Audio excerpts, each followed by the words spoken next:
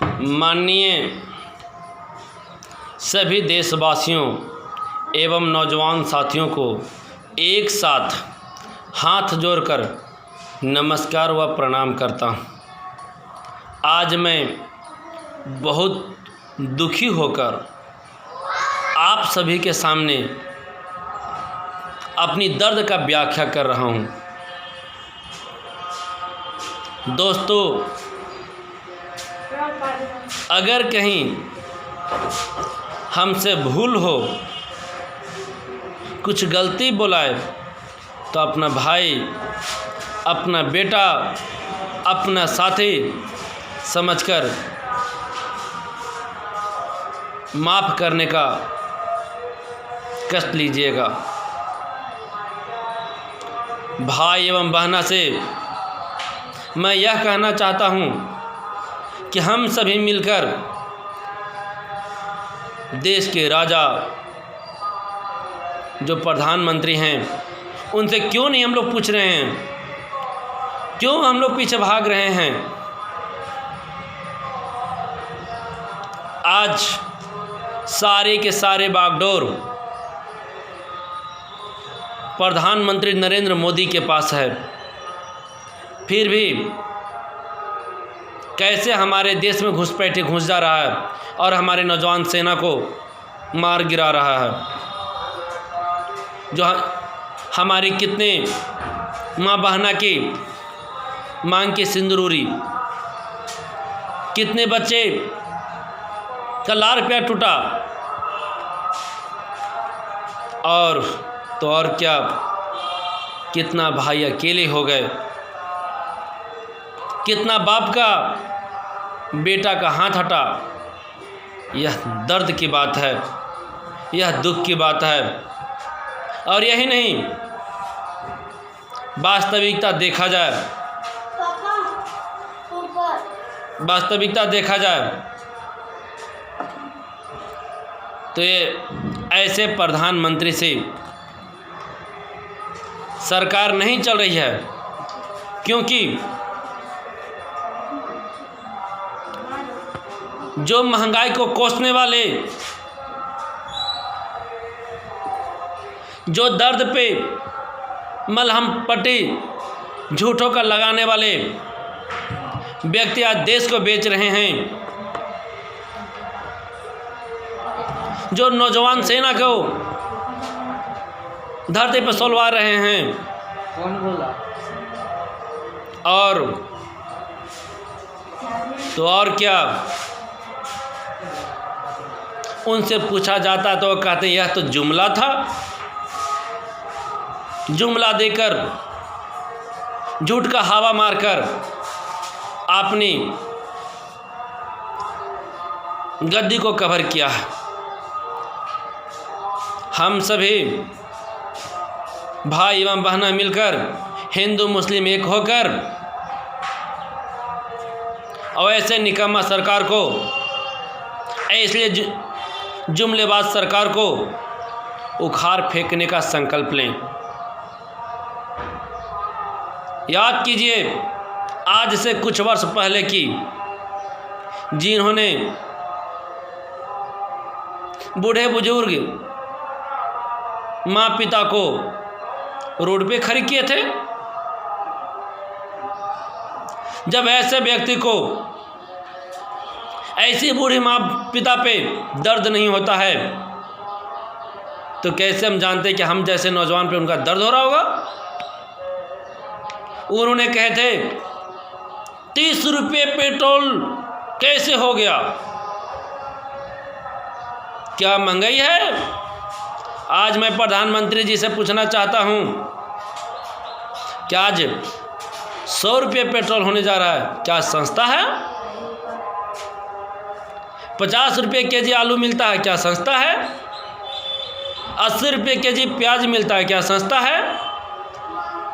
150 रुपये तेल मिलता है, क्या सस्ता है। मैं पूछना चाहता हूं दोस्तों, यही नहीं, हम लोग का झांसा भी दिए थे, प्रत्येक साल लाखों लाख नौकरियां देंगे। मैं पूछना चाहता हूँ इस देश की जनता से, क्या साल में 1000 नौकरी भी मिला है क्या? नहीं। हम जैसे जैसे नौजवान साथी भाई एवं बहना भूखे कराह रहे हैं और उनके पास आवाज़ उठाते हैं तो कहते हैं कि पकौड़ा तलो। दोस्तों, आप सभी बताएं, क्या हम लोगों ने अपनी बहुमूल्य वोट देकर क्या पकौड़ा तलने के लिए उनको वोट दिया था क्या? मैं बुजुर्ग माता पिता से कहना चाहता हूं,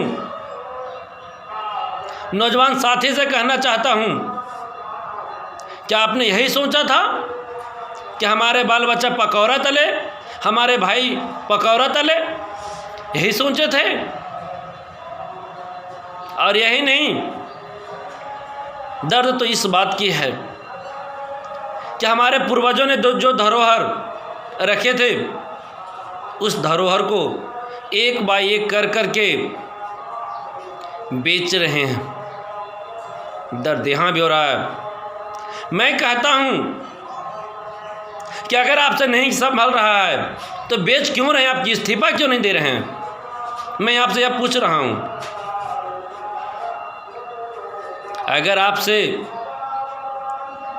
देश कंट्रोल नहीं हो रहा है तो आप बेचिए नहीं, प्लीज, रिक्वेस्ट है, आप बेचिए नहीं। और जो कम से कम हम सभी का जगह दें, कम से कम बचेगा तभी तो हम लोग का आने वाले पीढ़ी दर पीढ़ी अराइज करेगा। जब आप ही बेच दीजिएगा तो अगला जन्म वाले लोग क्या करेंगे? मुझे दर्द होता है, अफसोस होता है। और यही नहीं, मैं बिहार सरकार से पूछना चाहता हूं, आपने भी बोल लगाए थे कि आरजेडी 10 लाख नौकरियां देगा तो हमने भी 19 लाख नौकरियां देंगे। कहाँ गई आपकी नौकरियां? कब दीजिएगा? अब जाने की तैयारी कीजिएगा तब। हम सभी नौजवान एकजुट होकर के मैं पूछ रहा हूं, क्या कब दीजिएगा नौकरी? इसलिए नीतीश बाबू, आप हमारे गार्जियन हैं, आप पर तो हमें कुछ बोलना भी दर्द होती है, लेकिन करें तो क्या करें? जब भूख लगता है तो बच्चा आवाज़ देता ही देता है। हम सभी तड़प रहे हैं। आपसे मैं पूछना चाहता हूं, 2020 में जब चुनाव थी, कोरोना की लहर थी, तो कोरोना आपका घट गया था, चुनाव समाप्त हो गया। आज कोरोना दनादन दे दनादन भाग रहा है। आज सबसे ज़्यादा तो जानकारी हमें होता है कि शिक्षण संस्थान में ज़्यादा घुसता है। क्या छोटा है तो वहाँ पढ़ने के लिए घुसता है क्या? कोरोना स्कूल कॉलेज में पढ़ने के लिए घुसता है ज़्यादा।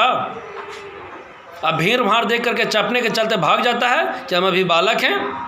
मैं आपसे पूछ रहा हूँ,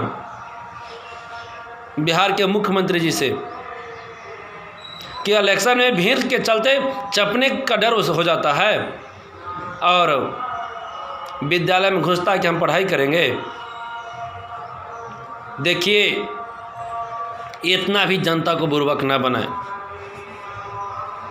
बनाइए, ये हम नहीं कहते हैं, क्योंकि आप राजा हैं, जैसे चाहिएगा वैसे चलेंगे, लेकिन इतना तक न धमसें, इतना तक न दबाएं जो हम सभी गरीब दर्द से हल्ला बोल उठें। और हमें लग रहा है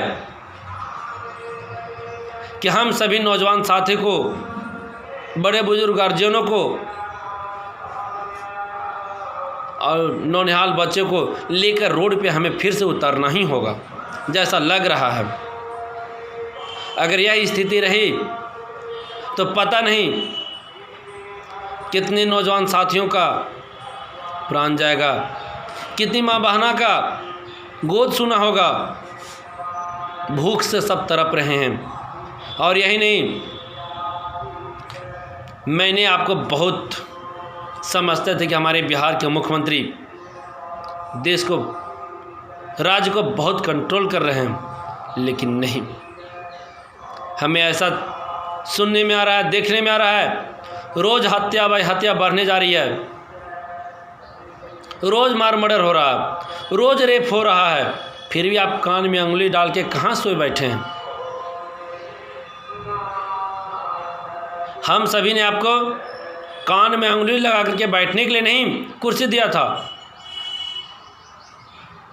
अगर जब ऐसा ही बैठने के लिए था तो कोई और बैठा हुआ था पहले से, लेकिन आप यह जो किए हैं, करवा रहे हैं, वह सही नहीं करवा रहे हैं। अगर आपसे नहीं बन रहा है तो आप कुर्सी छोड़िए, कोई और बैठने को तैयार है, और यह स्थिति नहीं रहेगा, मेरा पूर्ण विश्वास है।